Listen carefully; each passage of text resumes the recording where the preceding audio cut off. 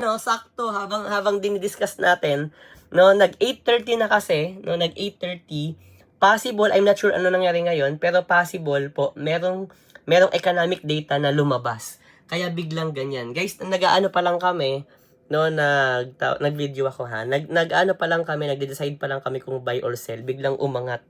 No, biglang nagwala ang market. Ganito po katindi ang volatility. No, yung ina-explain ko sa inyo kanina, nangyari siya ngayon. No, nangyayari po ito if may news, no, if may big news na nangyari sa market. More likely may economic data or may nangyari na may kinalaman po sa chart na to, which is GBP USD. Okay, or pound versus US dollar. Bali, pumunta ako sa Forex Factory, no, para malaman ano ba nangyari. 8:30 PM right now, July 2, 8:30 PM nangyari yung kanina na biglang umangat ang candles. 8:34 na ngayon. Ito pala ang dahilan.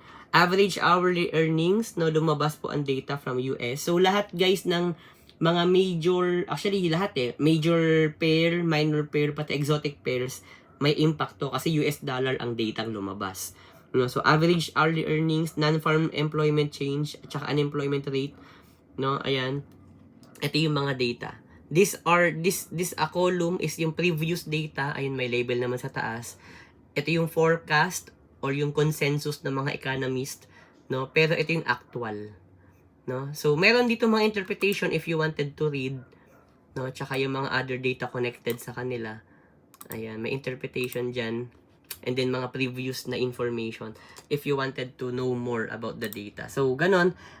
Basically, the moment na lumabas, yung info, magre-reflect agad siya sa chart. Tulad nito.